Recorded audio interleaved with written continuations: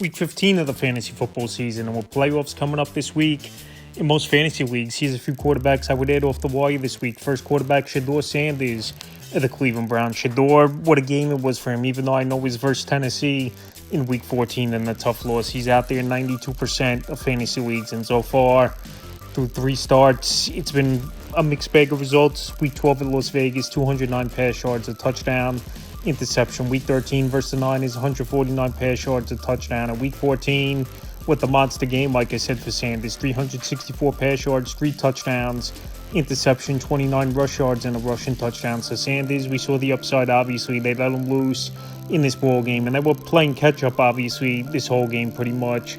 A majority of this game was this Cleveland Brown team. So Sanders in a good matchup.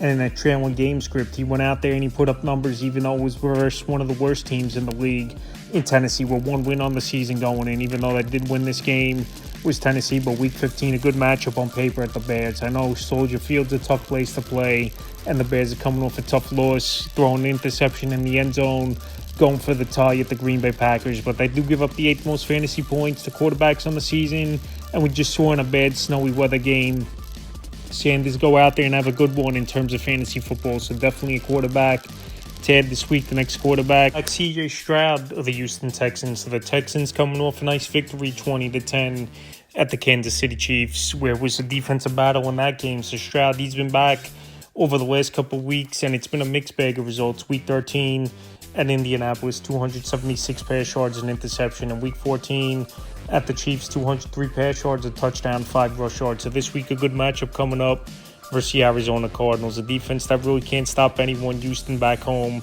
and they're trying to get that division lead now with this Houston Texan team, where they were pretty much a team out of it, and they've won now 5 in a row as this Texan team. So C.J. Stroud still getting the rust off a little bit. I thought he made some good throws at times in that ball game at Kansas City to pull out the good victory. And obviously, when you got a number 1 wide receiver like Nico Collins, it makes things easier at times. So right now, C.J. Stroud's still out there in 58% of fantasy leagues, and is a streaming option versus Arizona. He's a good pickup this week. Next quarterback, Aaron Rodgers of the Pittsburgh Steelers.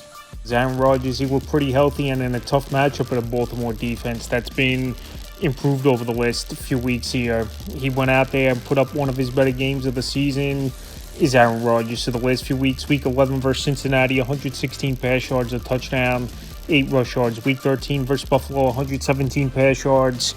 In that one, a fumble loss. In Week 14, like I said, one of his better games, it was in Baltimore, where him and DK Metcalf finally got on the same page again. 284 pass yards, a touchdown, rushing touchdown as well, and a reception for -9 yards. So Week 15, a good matchup versus the Miami Dolphins. Give up the 9th most fantasy points to quarterbacks on the season. And I think Aaron Rodgers, even though he's not 100%, we saw him go out there in a tough environment with the division on the line in Baltimore, and he put up good numbers. So like you said, he was peppering DK Metcalf with targets. I think that's the way this offense has to go. And we know this Miami defense really isn't all that good. So with all those factors, and Rodgers even banged up, went out there and had a big game, and coming off a victory with more confidence, he's a quarterback to add this week.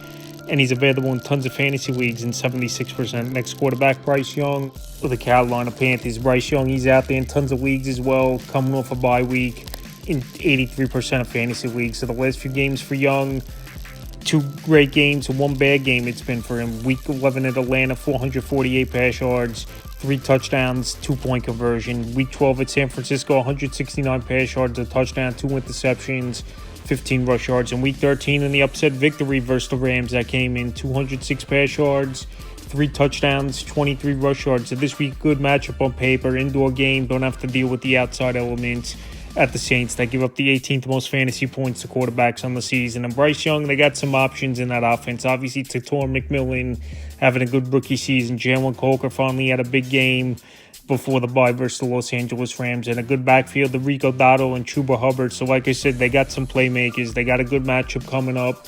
Refreshed a little bit off the bye. And I think Young is a streaming option, even in a playoff game this week for fantasy owners. Could be a decent option. And he's available, like I said, in 83% of fantasy leagues. Next quarterback, Tyler Shuck of the New Orleans Saints. Shuck, the last couple of weeks, he's gone out there and he's improved a little bit, especially 2 weeks in a row now, Shuck's gone out there with 20 or more fantasy points for fantasy owners. Week 12 versus Atlanta, 243 pass yards, interception, 22 rush yards, a fumble loss. Week 13 at the Dolphins, 239 passing, 2 touchdowns, 18 rush yards, an interception, 2-point conversion, a fumble loss. In Week 14 in the upset victory at Tampa Bay, he made some big plays with Shuck at the Bucs, 144 pass yards, interception, 7 rush yards, 55 rushing yards, and 2 rushing touchdowns, where one of those touchdowns, he broke a couple tackles, went towards the sideline, ducked under another one, and dove into the end zone for a touchdown. So this week, Carolina coming in, he's out there in 92% of fantasy leagues, is tied with Shuck. And the Panthers, their defense has been hit or miss this season. I know it could be a tougher matchup with Carolina coming off the bye and getting a little bit healthy and refreshed. But like I said, Shuck, he's showing rushing ability. And even if they're trailing in this game, we could see a lot of garbage time from him as well.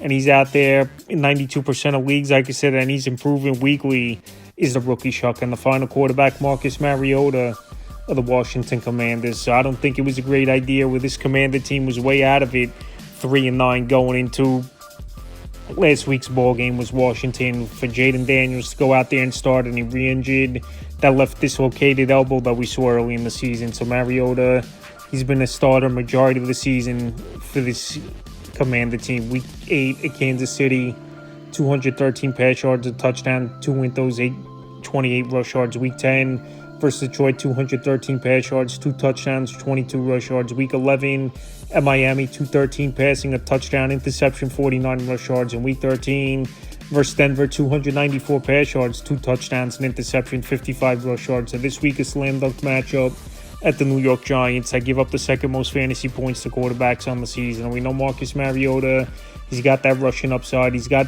decent playmakers in this offense, Deebo Samuel, Terry McLaurin, guys who could go out there and make plays. I know they're down Zach Ertz, where most likely towards ACL and a vicious hit he took in that ball game. But like I said, Mariota, he's had the experience this season.